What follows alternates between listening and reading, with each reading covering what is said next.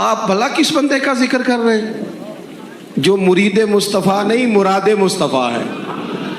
حضور نے مانگ کے لیا، اللہ سے مانگ کے لیا، نبی کریم نے مانگ کے لیا۔ عمر جب گئے نا کلمہ پڑھنے، واقعہ آپ نے سنا ہے، ہمشیرہ سے قرآن پاک سنا، اور پھر حضرت عمر کہنے لگے نہیں بہن اب بات سمجھ میں آ گئی ہے، تو اس طرح کر، میرے ہاتھ میں باندھ لیتا ہوں، گلے میں تلوار لٹکا لیتا ہوں، میں کروں آیا سا مار مقامنے نوں، ہن تسی مینوں مار دے لے چلو، اور مت عمر دی عمر ہی برباد ہو جائے جتھے عمر سوار دے لے چلو۔ لے جاؤ نا۔ دار ارقم میں حضرت عمر کلمہ پڑھنے آ رہے ہیں، دروازے پہ حضرت امیر حمزہ کھڑے ہیں، شور پڑ گیا عمر آ گئے عمر آ گئے عمر آ گئے۔ حضرت امیر حمزہ کہنے لگے کیا ہوا اگر عمر آ گئے تو؟ اچھے ارادے سے آئے ہیں تو استقبال کریں گے، اور اگر کوئی ارادہ گڑبڑ ہے تو اگر وہ عمر ہے تو میں امیر حمزہ ہوں، آج پتہ چل جائے گا۔ آ گئے ہیں تو آنے دو۔ پیچھے حضور تشریف فرما ہے، کریم بول پڑے، فرمایا حمزہ ذرا جلدی نہ کر، جلدی نہ کر۔ کیوں بھلا؟ گویا فطرت مسکرا کے کہہ رہی تھی حمزہ کو کوئی آئے تو نہیں نا، انہیں تو بلایا گیا ہے، انہیں تو دعا مانگ کے بلایا گیا ہے، وہ تو بلائے گئے ہیں، تو کوئی آیا لے کے چلا گیا، کوئی عمر بھر بھی نہ پا سکا۔ میرے مولا تجھ سے گلہ نہیں، یہ تو اپنا اپنا نصیب ہے۔ یہ کچھ لوگ نا پسند نہیں آ جاتے، یہ کچھ لوگ پسند نہیں آ جاتے، قبول نہیں ہو جاتے، کچھ لوگوں کو مانگ نہیں لیا جاتا، کچھ کو رکھ نہیں لیا جاتا، کچھ لوگوں کو کہہ نہیں دیا جاتا تو نے جانا نہیں۔ تو کسی نے کہا تھا عشق اجرت طلب نہ تھا ورنہ ہم تیرے در پہ نوکری کرتے۔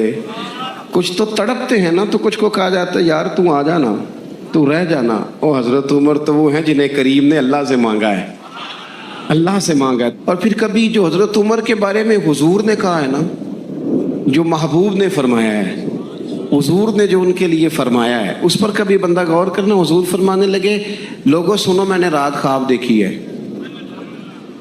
خواب میں نے دودھ پیا ہے۔ حضور سید عالم علیہ السلام فرمانے لگے، یہ صحیح حدیث میں موجود ہے بخاری میں، فرمایا میں نے اتنا پیا ہے دودھ، اتنا پیا ہے کہ میرے ناخنوں سے بھی نظر آنے لگا۔ حضور فرمانے لگے دودھ پھر بھی بچ گیا۔ حضور فرماتے ہیں پتہ میں نے وہ دودھ خواب میں کسے دیا ہے؟ یا رسول اللہ فرمایا عمر خطاب کو دیا ہے۔ یا رسول اللہ اگر آپ نے دودھ پیا ہے اور بچا ہوا عمر کو دیا ہے، خواب آپ نے سنائی ہے، تو حضور تعبیر بھی تو آپ نہیں بتانی ہے، تو یا رسول اللہ اس کی تعبیر کیا ہے؟ حضور فرمانے لگے اس کی تعبیر علم ہے، کہ عمر فاروق کو جس طرح اللہ نے مجھے علوم دیے، عمر کو بھی علم دیا، اس کی تعبیر علم ہے، اس کی تعبیر وہ نور معرفت ہے۔ یہ پتہ ہے دودھ اور علم کی آپس میں تشبیہ کیا ہے؟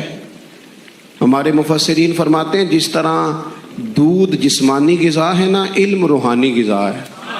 حضرت فاروق اعظم کا علم، فقاہت، سمجھداری، معاملہ فہمی، اصول پسندی، ان کے مزاج میں ٹھہراؤ، ثابت قدمی کیوں نہ ہو جب حضور اپنے ہاتھوں سے دودھ پلائیں اور کئی دفعہ پلائیں، ایسا کی تیری خیر تیرے میں کدے کی خیر، ایسی پلا کہ جس کا نشہ عمر بھر رہے۔ اور ایک صاحب کہنے لگے کہ پلا کے گرانا تو سب کو آتا ہے، مزہ تو تب ہے کہ گرتوں کو تھام لے ساکی۔ نبی پاک علیہ السلام نے فرمایا اس سے مراد علم ہے، فاروق اعظم کا علم۔ ایک دن پھر حضور بولے، فرمایا میں نے رات خواب دیکھی ہے۔ عزیز دوست آپ غور کریں بات پر، تو کیسی کھلی بات ہے، یعنی ساری دنیا کہتی ہے حضور کو خواب میں دیکھیں، یہ بخاری ہے۔ حضور فرمانے لگے میں نے خواب دیکھا ہے۔ یا رسول اللہ صلی اللہ علیہ وسلم کیا؟ فرمایا میں نے خواب دیکھا، میں نے خواب میں دیکھا لوگوں نے قمیضیں پہنی ہوئی ہیں، کسی کی قمیض پیٹ تک ہے، کسی کی پیٹ سے بھی اوپر ہے۔ حضور فرماتے ہیں پھر میں نے خواب میں عمر کو دیکھا، عمر فاروق نے اتنی لمبی قمیض پہنی، اتنی لمبی قمیض پہنی کہ نیچے گھسٹ رہی تھی۔ حضور خواب سنا کے چپ کر گئے، یا رسول اللہ کرم نوازی کریں، تعبیر بھی تو بتائیں نا۔ تو رسول کریم نے فرمایا اس کی تعبیر دین ہے، गोया फरमा रहे इतना लंबा कुर्ता हजरत उमर ने पहना है कि उमर तो दीन के अंदर लिपटे हुए हैं। सिरापा दीन, उठना दीन, बैठना दीन, बोलना दीन, आना दीन, फैसला करना दीन। उमर का हंस देना भी दीन, उमर का रो देना भी दीन, फारूक आजम का बदर में खड़े होना भी दीन, ओहद में आना भी दीन। और उमर तो दुनिया से जा रहे थे, आखिरी वक्त था, जख्म लगा हुआ था, खून बह रहा था, उम्मत रो रही थी। दीन नबी दा वांग यतीमा रोवे ते कुरलावे, हुण मैं कित्थों लब्बां उमर बहादुर जड़ा मैनू सीने लावे। सब लोग परेशान थे, पर उमर सिरापा दीन है ना। उमर फारूक शदीद अलील है, खून बह रहा है। सामने से एक नौजवान गुजरा तो उसका तामद, उसका पजामा, उसकी शलवार टखनों से जरा नीचे थी। तो हज़रत उमर कहने लगे, पुत्र ये ऊंची कर ले, ये मेरे नबी का तरीका है। ऐन उस वक्त भी फारूक आदम दीन की और लै सजना सा तोड़ ही नहीं भाई, असी जान भी दिती ते राह तेरे, लै सजना सा तोड़ आखिर तक। पानी भरन ना सहेलियां ते रंगा रंग कड़े, भरिया उसका जानिए जिसदा तोड़ चढ़े। और मेरे महबूब ने दुनिया में सामने बिठा के कहा, सही हदीस में मौजूद है, फरमाया उमर मैंने जन्नत में तेरा घर भी देख लिया है। उमर दरवाजे पे हूर भी बैठी थी, मैं अंदर जाने लगा था, फिर मैंने कहा उमर बड़ा गयूर है। माना क्या है? शारहीन कहते हैं माना ये है कि हुजूर ने खुद ही कानून बनाया ना, किसी के घर जाएं तो इजाज़त लेके जाएं। उमर मैं अंदर जाने लगा था, फिर मैं रुक गया। उमर बात सुन के रो पड़े।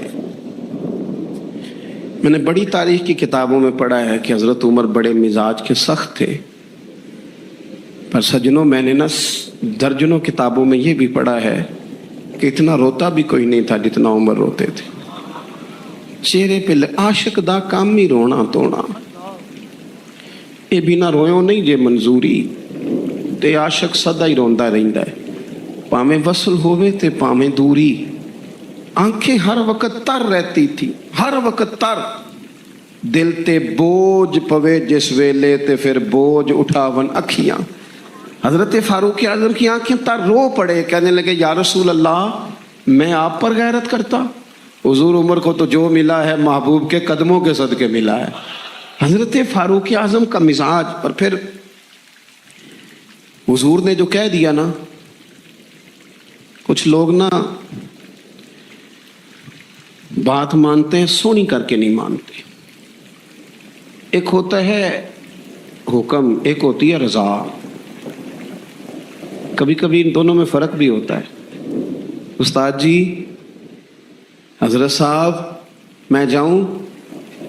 जाओ, ये हुक्म है, लेकिन तू महसूस तो कर, लगता है कि वो तुझे इजाजत नहीं देना चाह रहे, तू दिल भी तो पढ़ना। और मैं पूछ के आया जी, उन्होंने मैनू आप आख्या सी तू जा, और तूने सूंगा नहीं ना, मेरा पूछा ही है। तूने महसूस ही ना किया, तू लफ्जों के हेर फेर में रहा, तो जुमले ऊपर नीचे करता रहा जैसे लोग मोबाइल करते रहते हैं हर वक्त, इसी चक्कर में पड़ा रहा।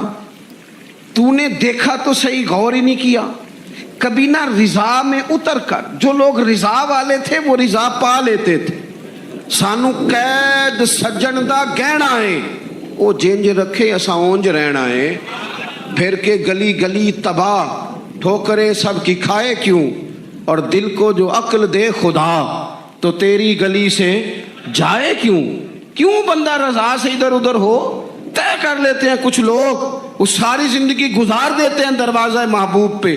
उमर ने गुजार दी उमर, सारा वक्त गुजारा सैयदना फारूक आज़म, अपनी जिंदगी इधर उधर नहीं गुजारी। मन जू लिया, तय जू कर लिया, एक दर फड़िए, फिर उन्हें मोहकम फड़िए, फिर उससे ही हो के मरिए। पकड़ जुली, तय जू कर, और गुजार दी उम्र, खत्म हो गई। दुआ करो जिसकी कहीं लग गई है उसकी तोड़ भी चढ़ जाए। कोई ना सबब कोई जे महबूब बुलावे, एकदम ते सिर नू पैर बनाइए। जे महबूब बुलावे एकदम, सिर नू पैर बनाइए।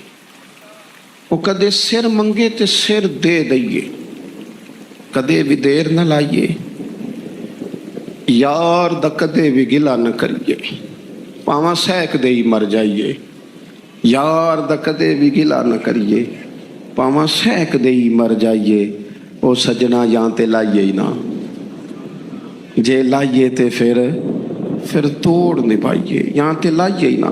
باتیں صرف حضرت عمر کی اور عرض کرنی ہے۔ دنیا جو ہوتی ہے نا، دنیا انسان کے پاس آئے کوئی حرج نہیں، لیکن اگر بندے کا دنیا سے عشق ہو جائے تو یہ بڑا خوفناک ہے۔ حضرت فاروق اعظم رضی اللہ تعالیٰ عنہ نے جب دیکھ لیا نا رب کی معرفت کا جلوہ، جب حضور کے انوار و تجلیات دیکھ لیے، جب رسول کائنات علیہ السلام کے حسن کے جلوے دیکھ لیے، تو پھر دوبارہ دنیا کی دولت پر ان کا دل کبھی نہیں آیا، کبھی نہیں آیا۔ سب سے بڑی بات یہ تھی کہ انہیں دنیا داری سے کوئی دلچسپی نہیں۔ خطبہ دے رہے ہیں تو یہاں پہ مند لگے ہوئے ہیں، عید کی نماز پڑھنے حضرت عمر جا رہے ہیں، عید کی نماز پڑھنے تو پیروں میں جوتا کوئی نہیں۔ حضرت فاروق اعظم حج کرنے کے لیے تشریف لے گئے تو بادشاہوں کے پروٹوکول نہیں ہوتے، آج بھی حج کے موقع پر وی آئی پیز کے لیے علیحدہ بندوبست نہیں ہوتا، لیکن مشرق سے مغرب تک جس بندے کی حکومت ہے، صحابہ کہتے ہیں وہ ہمارے ساتھ گئے تو اپنے پاس ایک اضافی چادر اور لے گئے، رستے میں سفر کرتے تھے تو صرف کسی درخت کی ٹہنی پر ڈال کے چھاؤں کر لیتے تھے، کئی دفعہ زمین پہ کچھ بچھاتے تھے، کئی دفعہ کچھ بھی نہیں بچھاتے تھے، اس لیے کہ ادھر پھر توجہ ہوتی نہیں نا، توجہ ادھر ہو جاتی ہے، توجہ ادھر ہو جاتی ہے۔ اب میری نگاہوں میں جچتا نہیں کیونکہ جیسے میرے محبوب ہیں ایسا۔ حضرت سیدنا سعد بن ابی وقاص رضی اللہ تعالیٰ عنہ کا چمکتا دمکتا فرمان مصنف ابن ابی شیبہ میں موجود ہے۔ حضرت سعد بن ابی وقاص رضی اللہ تعالیٰ عنہ فرمانے لگے، عمر کوئی ہم سے پہلے نہیں اسلام لائے لیکن درجہ زیادہ لے گئے۔ فرمانے لگے تمہیں پتہ ہے عمر درجہ کیسے زیادہ لے گئے؟ اس لیے کہ عمر کو دنیا داری میں کوئی رغبت ہی نہیں تھی، انہوں نے اپنا دل ہر طرف سے توڑ کے رب رسول کے ساتھ جوڑ لیا، کوئی دلچسپی نہیں تھی، کوئی معاملہ ہی نہیں تھا۔ ہم نا بہت زیادہ دنیا داری کرتے، ہر وقت مادہ پرستی کی باتیں کرتے، دولت اللہ ماشاءاللہ مذہبی لوگوں کو بھی اپنے گرویدہ کر لیتی ہے، ساتھ اپنے ملا لیتی۔ دوسری بات حضرت فاروق اعظم میں جو بہت اہم تھی، بس میں بات ختم کر رہا ہوں، آپ توجہ کریں۔ سبحان اللہ سبحان اللہ سبحان اللہ۔ فاروق اعظم رضی اللہ تعالیٰ عنہ نا اپنا احتساب بڑا کرتے تھے، سبحان اللہ۔ ہم نے ساری زندگی نکال دی ہے لوگوں کا احتساب کرنے میں، لوگوں کا حساب کیا، اپنا کبھی نہیں کیا۔ ہم نا اپنے تئی تو ہم یہ کہتے ہیں جی منو تو یاد نہیں کدی کسی دا کوئی زیادتی کیتی ہوگی، میں تو بندہ ہی بڑا اچھا ہوں جی، وہ جی آپ کو پتہ ہی نہیں جی بڑی اللہ کی کرم نوازی ہے جی، فلانی نیکی بھی میرے کھاتے، فلانی نیکی۔ بلکہ ہم جب لوگوں پر تبصرہ کرتے ہیں تو اس کا مطلب بھی یہ ہوتا ہے کہ دوسروں کی نفی کی جائے اور اپنا اس بات کیا جائے۔ حضرت فاروق اعظم رضی اللہ تعالیٰ عنہ کا طریقہ حضرت انس بن مالک رضی اللہ تعالیٰ عنہ بیان کرتے ہیں، آپ فرماتے ہیں ایک باغ میں حضرت عمر کے ساتھ میں گیا، حضرت عمر پہلے پہنچ گئے، میں بعد میں گیا، تو درمیان میں نا ایک درخت کا فاصلہ تھا، اس بندے کی بات کر رہا ہوں جسے دنیا میں حضور نے جنت کی بشارت دی، ان کی بات کر رہا ہوں جن کے بارے میں فرمایا شیطان تجھے دیکھ کے رستہ ہی بدل جاتا ہے۔ حضرت فاروق اعظم کے ساتھ میں گیا، درمیان میں ایک درخت صرف رہ گیا تھا، حضرت عمر فاروق اپنے آپ سے بات کرتے ہیں، کہتے ہیں عمر ابن خطاب اللہ سے ضرور ڈر ورنہ اللہ تجھے ضرور عذاب دے گا، ڈر جا اللہ سے، اپنا احتساب کرتے، اپنے اوپر توجہ رکھتے۔ ہم اپنے کپڑوں کا، بالوں کا، کنگھی کا حساب رکھتے ہیں، حضرت عمر اپنے باطن کا حساب رکھتے ہیں، وہ غور کرتے تھے کہ میری باطنی کیفیات کیا ہیں، میں کہاں تک پہنچ گیا ہوں۔ ایک تو حضرت عمر سے پیار کریں کھول کے، ان سے محبت کریں کھول کے۔ میں نا میں آپ سے عرض کروں، میں جناب فاروق اعظم رضی اللہ تعالیٰ عنہ کو جب پڑھتا ہوں نا، ان کی باتیں دیکھتا ہوں تو اندر دیوانگی پیدا ہو جائے. میں نہ کبھی کبھی سوچتا ہوں کہ اتنے بڑے لوگ بھی دنیا میں آئے. اور میں دعوے اور ذمہ داری سے کہتا ہوں، ملت کے جوانوں، حضرت عمر کو پڑھو، حضرت عمر کو سنو، حضرت فاروق اعظم کے حوالے سے معلومات جمع کرو. اگر تم حضرت عمر کو پڑھنے سننے میں کامیاب ہو گئے تو فاروق اعظم سے عشق کرو گے، سمجھ آئے گی زندگی کیسے جی جاتی ہے اور بھرپور کیسے جیا جا سکتا ہے. شرط یہ ہے کہ حضرت عمر کو پڑھا جائے، حضرت فاروق اعظم رضی اللہ تعالیٰ عنہ کو پڑھا جائے، سنا جائے. حضرت عمر کی زندگی میں دو ہی باتیں، دنیا سے بے رغبتی پوری، مال دولت گاڑیاں کوٹھیاں رکھیں آپ، لیکن ان سے عشق نہ کریں. عشق اللہ رسول سے. اور دوسری بات، حساب اپنا کر، اپنے باطن کا خیال رکھنا ہے کہ اندر اجڑ پجڑ تو نہیں گیا، اندر کی کیفیات کیا ہیں اس کا خیال رکھنا. سیدہ عائشہ صدیقہ رضی اللہ تعالی عنہا فرماتی ہیں، نبی پاک نے اپنے دست مبارک سے کبھی نہیں مارا کسی بچے کو، کبھی کسی عورت کو نہیں مارا، کبھی کسی غلام کو نہیں مارا. ایک دفعہ ایک دوست نے کہا کہ فلاں استاد صاحب مارتے بڑا ہے. میں نے کہا منت کرنی ہے، بندہ معزز ہے، پوچھنا ہے کسی دن کس دلیل سے مارتے، پوچھنا ہے کسی وقت، عرض کرنا ہے، کو مل جائے. حدود اللہ کے معاملے میں سختی فرمائی، سختی کرنا اور ہے، بچوں پر سختی کرنا تاکہ وہ غلطی نہ کریں یہ معاملہ اور ہے، لیکن تشدد کی راہ اختیار کرنا یہ کسی صورت بھی یہ چیز درست نہیں ہے. آپ کا لہجہ حسین ہو، خوبصورت ہو تو اپنے شاگردوں میں طلباء میں، کچھ پیر صاحب بھی جلالی ہوتے ہیں، پتہ ہے آپ کو، ماڑے مریداں نال تگڑے نال نہیں، وہاں جمال ہی جمال ہے. سارا بندہ تگڑا ہونا چاہیے، پھر کوئی جلال نہیں، پھر تو خیر صلاح ہے، پھر تو پیر صاحب بھی کیا اعزاز دیتے ہیں. خدا بندہ یہ تیرے سادہ دل بندے کی درجائیں، درویشی بھی عیاری ہے، شہنشاہی بھی عیاری، دونوں طرف ہی لوگ طریقہ دوسرا اختیار کر رہے ہیں. یہ حضرت بڑے جلالی تھے، میں کہا تو غریب آدمی ہوئے گا نا، ہاں اس لیے جلالی تھے، تو تگڑا ہوتا تو جلال شلال چھٹی تھی ساری. تو وزادار رہیں، مزاج میں بردباری رکھیں، حلیم الطبع رہیں. اگر آپ شور کریں گے، آپ کی گفتگو اور آپ کا لب و لہجہ بے چینی ظاہر کرے گا تو آپ کا وقار جاتا رہے گا. آپ کی جھکی نظروں میں اور خاموش جملوں میں اللہ وزن پیدا کر دے گا. خاموش جو وہ حضرت باعزید فرمایا کرتے تھے علیہ رحمہ، جس نے ہماری چپ سے کچھ نہیں سیکھا اس نے ہماری تقریر سے کیا سیکھنا. تو ایک تو یہ کہ وزادار ہیں، یہ دن ہے، یہ وقت گزارنے کا، اور جاہلوں سے الجھنا نہیں. امام شافعی رحمۃ اللہ علیہ فرمایا کرتے تھے، زندگی میں علمی گفتگو ہوئی ہے، فرماتے ہیں کبھی علماء سے گفتگو ہوئی اور کبھی جہلاء سے گفتگو ہوئی. فرماتے تھے جب میری علماء سے گفتگو ہوئی ہے، کبھی سامنے والا عالم کے دلائل مضبوط تھے وہ کامیاب ہو گئے، کبھی میرے مضبوط تھے میں کام. عالم سے گفتگو ہوئی تو کبھی وہ جیت گئے کبھی میں. لیکن فرمایا کرتے تھے جاہلوں سے جب بھی میری بحث ہوئی ہے جاہل ہی جیتے ہیں. جاہلوں سے کبھی بندہ جیت سکتا، بندہ جو جاہل ہے اس سے آپ جیت رہے ہیں. یہ تو وہ میں اکثر دوستوں سے کہتا ہوں، میاں بیوی کے جھگڑے میں زیادہ غلطی میاں صاحب کی ہوتی ہے. اس کی وجہ یہ ہے کہ آپ کہہ رہے ہیں کہ عورت کی عقل کمزور ہے، تو اس کی کمزور ہے تو آپ کی تو میاں پوری ہے نا. تو آپ بحث کرتے جا رہے ہیں، برابر کی لڑائی کرتے جا رہے ہیں. گھر تو آپ نے بسانا تھا، آپ کا حوصلہ زیادہ ہونا چاہیے تھا. ایک تو یہ، دوسری پھر یہ کہ رات کیسے گزارتے ہیں رب کے بندے. موبائل پہ ساری رات بتا دیتے ہیں، چار دوست بیٹھے اور ساری دنیا پہ تبصرہ کر کے وقت ضائع کرتے ہیں.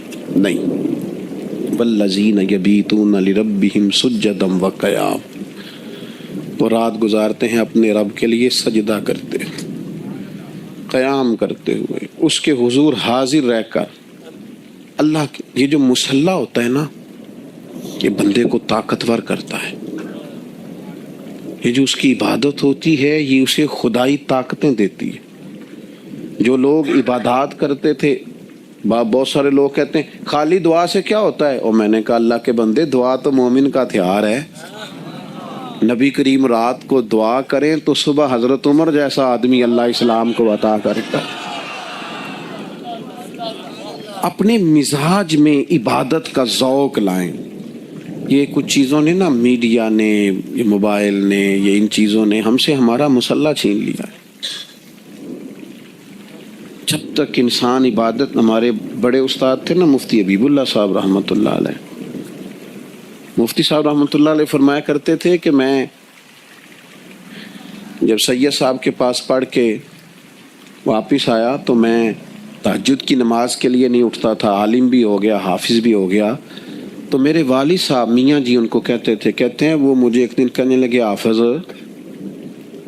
تو میں پڑھیا نہیں، میں پھر بھی اٹھ کے سویرے نفل پڑھنا، تو جس سویرے اٹھ کے تہجد نہیں سی پڑھنی تو علم کا دلی پڑھیا سی، مصلی پہ نہیں بیٹھتا یار، تو سویرے اٹھتا ہی نہیں، اس کے حضور حاضر ہی نہیں ہوتا۔ میں آپ سے عرض کروں، مضبوط عبادت کا ذوق، اور تبصرے چھوڑ دیں کہ فلانا نہیں پڑھتا، فلانا نہیں پڑھتا، شکر کر اللہ نے توفیق دی ہے۔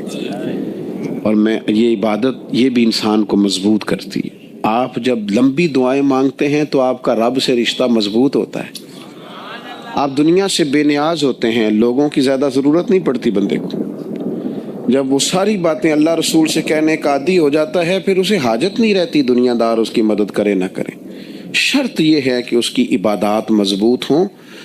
نبی پاک علیہ السلام سارا دین کا کام کرتے تھے، حضور ہر وقت ہی عبادت میں رہتے تھے، ہر وقت۔ لیکن اس کے باوجود سیدہ عائشہ صدیقہ فرماتی ہیں گھر تشریف لائے اور حضور نے مصلی بچھا لیا اور ساری رات ہی نماز پڑھی۔ یہ صحیح مسلم میں آپ کو ملے۔ اور جب میں نے عرض کی حضور آپ کے صدقے اللہ اگلے پچھلوں کو معاف کرے گا، آپ اتنی زیادہ مشقت کرتے ہیں، آپ تو محبوب ہیں اللہ کے، تو فرمانے لگے عائشہ میں رب کا شکر گزار بندہ نہ بنوں؟ میرے بھائی، عبادت کے ساتھ رشتہ، اب یہ جو ہماری راتیں تھیں تاک ایک رہ گئی ہے، یہ خاص اوقات تھے اللہ کی بارگاہ میں حاضری کے، سٹیٹس لگا کے ضائع کرتی ہے۔ اب تو معافیاں، وہ ایک دوست میرے پاس جمعہ پڑھنے آتے تھے تو عمرے پہ جا رہے تھے، بس میں بات ختم کرنے لگا ہوں، جمعے جا رہے تھے عمرے پہ تو مجھے کہنے لگے کہ غلطی ہو گئی تو معاف کر دینا۔ میں نے کہا اب تو مجھے احترام سے مل کے جاتے ہیں، رشتہ داروں سے معافی مانگے، جن کے ساتھ کام کرتے ہیں ان سے معافی مانگے، جن سے لین دین ہے ان سے۔ یہ کیا رسمیں ہوئی فیس بک پہ لگا دیا، کوئی غلطی ہو گئی ہو تو معاف کر دینا، یہ طریقہ ہے معافی مانگنے کا؟ ہمیں پتہ ہوتا ہے، پتہ سارا ہے سردار نو کیتیاں دا ایدہ پردہ چا پائی تیرا پلا ہو سی، مان نانم کے مان دانم، خبر ہے ہر بات کی۔ اپنے آپ کو مضبوط کریں اللہ رسول کے ساتھ، آپ دعائیں مانگیں۔ آپ یقین کریں، حضرت مولا علی شیر خدا رضی اللہ تعالیٰ عنہ سے کسی نے پوچھا حضور کے صحابہ کا طریقہ کیا تھا؟ فرمایا دن کے مجاہد، رات کے راہب۔ رات مصلوں پہ بیٹھتے تھے تو لگتا تھا دنیا کے ساتھ ان کا تعلق ہی کوئی نہیں، یعنی جم کے نمازیں پڑھتے تھے، عبادتیں کرتے تھے، اور دن کو جب وہ بیٹھتے تھے گھوڑوں پر تو ان سے بڑا مجاہد بھی کوئی نہیں ہوتا۔ اپنی مزاج کو، طبیعت کو اس طرف مائل کریں۔ کچھ دکھ نہ ہمارے بڑے ذاتی ہوتے ہیں، ہم کسی سے نہیں کہہ سکتے، بڑے نجی کچھ تکلیفیں ہوتی ہیں انسانوں کی، وہ تو اپنے آپ سے نکل جاتی۔ اتنے گہرے زخم ہوتے ہیں بعض لوگوں کے، حل ہے نا اس کا، جو کسی سے نہیں کہہ سکتے، مصلی پہ بیٹھو رب سے کہہ دو، اس کی بارگاہ میں عرض کر دو۔ نبی کریم علیہ السلام نے فرمایا جو رب سے دعا نہ مانگے اللہ ناراض ہوتا ہے، جو زیادہ دعائیں مانگے اللہ اسے راضی ہوتا ہے۔ کیوں ادھر ادھر دنیا داروں کے سامنے کشکول طلب دراز کرتے ہو؟ مالک کے حضور حاضری دو۔ دو ہی باتیں زندگی میں کامیابی کا زینہ ہے، ایک تو نہایت بردباری سے، الجھاؤ کے بغیر اپنے روزمرہ کے معاملات کو گزاریں، کوشش کریں۔ ہاں کبھی عقیدے کے معاملے میں کسی جگہ مناظرہ کرنا ہوگا، گفتگو کرنی ہوگی تو علماء کریں گے جن کا یہ میدان ہے، ایک آ کے حق کے لیے کھڑے ہوں گے، لیکن ہم جو عوام ہیں ہم کوشش کریں، اور ذاتی معاملات میں تو بالکل نہ الجھاؤ پیدا کریں، شخصی معاملات میں تو بالکل بھی نہ الجھیں، بردباری سے، حوصلے سے، تحمل سے وقت گزاریں۔ اور آخری گزارش آپ کی خدمت میں یہ ہے، مثبت جو لوگ رہتے ہیں نا وہ سکون میں بڑا رہتے ہیں، جن کے ذہن منفی ہوتے ہیں نا وہ بے چین بڑے رہتے ہیں. ساری زندگی لوگ دوسرے کا چہرہ صاف کرتے رہتے ہیں. کبھی تھوڑی سی محنت اپنی اینک کے شیشے پہ بھی کر لی جائے نا تو پھر بھی محسوس ہوتا ہے کہ اوہ یار نقطہ تو یہاں تھا، میں کہیں اور صفائی کرتا رہا. مثبت ضرور سوچیں. ہم نے اپنوں رشتہ داروں دوستوں یاروں سب کوئی اپنے حق میں غلط کر لیا ہے چونکہ ہماری سوچ منفی ہے.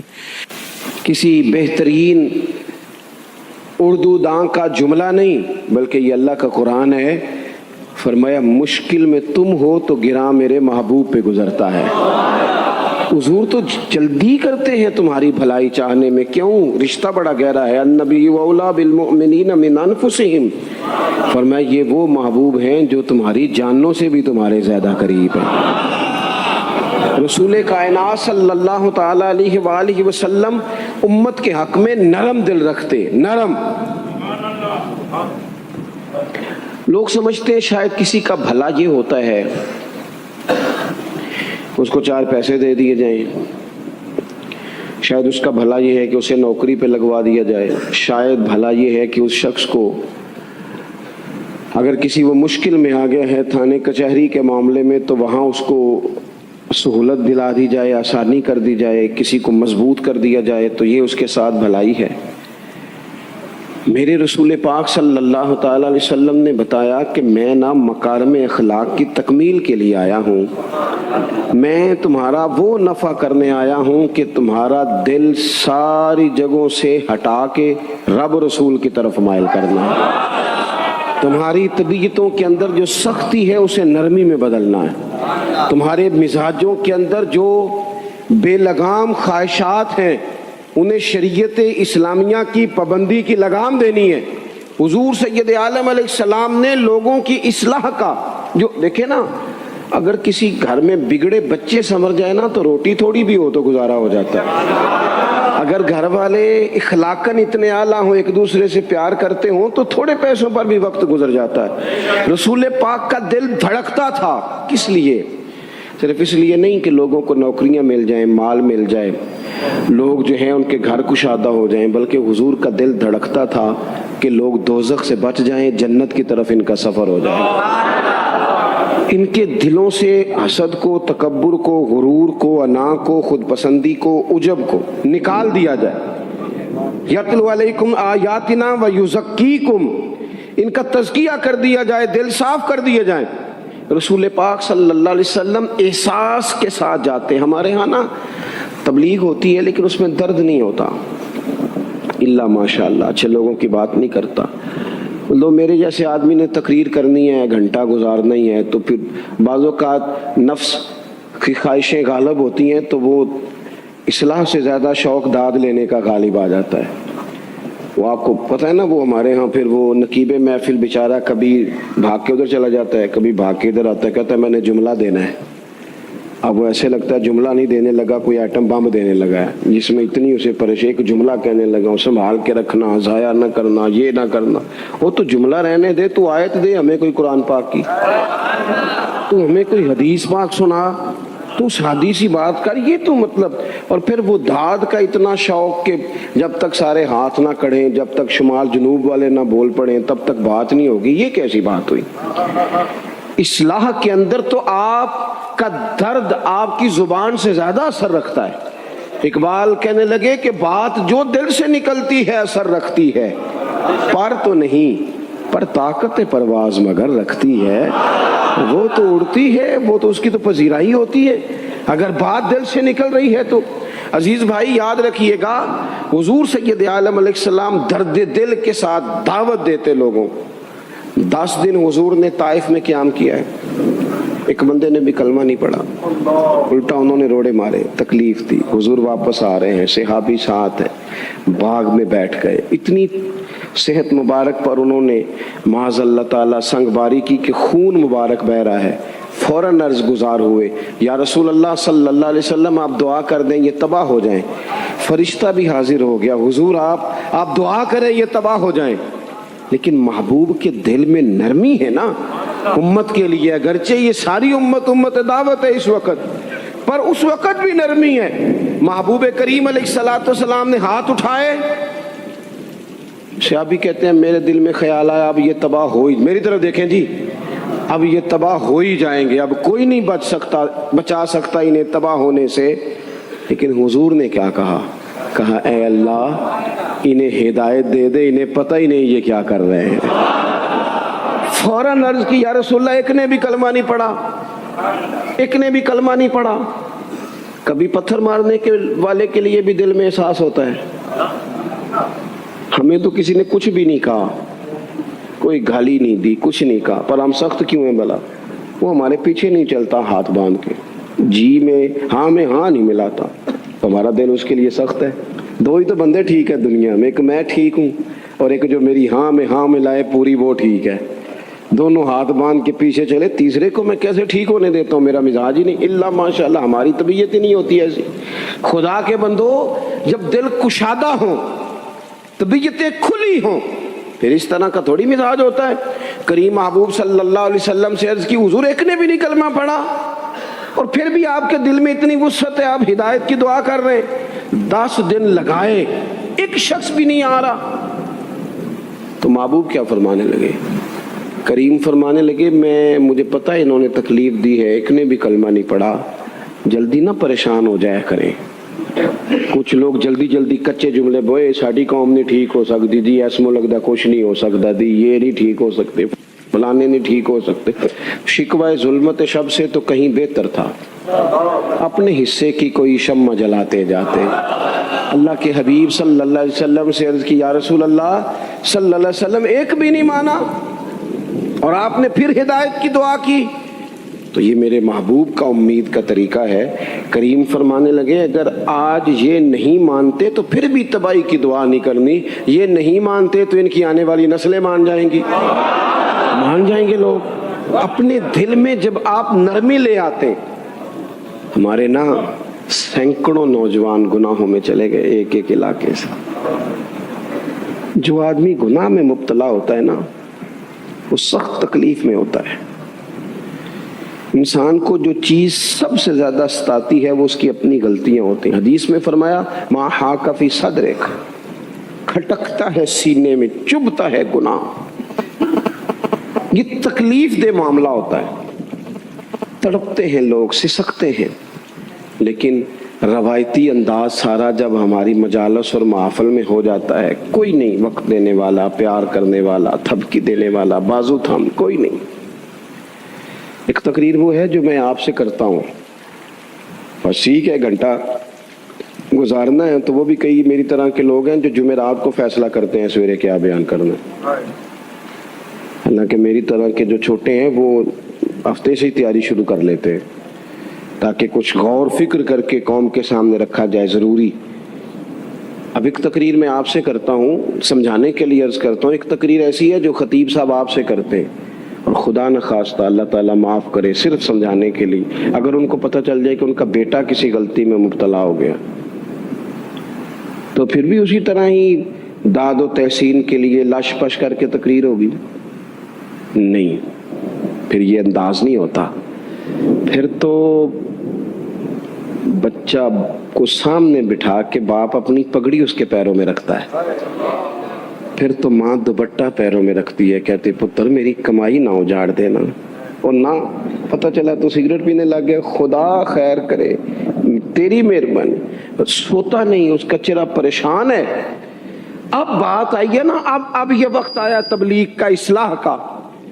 اسے منت کر کے سمجھایا، اس کو گزارش کی، اس نے کہا ابا جی غلطی ہو گئی تھی، آئندہ نہیں کرتا، پوری اس نے تسلی دی، پھر بھی نہیں سوتا۔ بچہ تو وعدہ کر کے چلا گیا، پھر بھی نہیں سویا، وہ اپنے کمرے میں چلا گیا اور اس نے مصلی بچھا لیا۔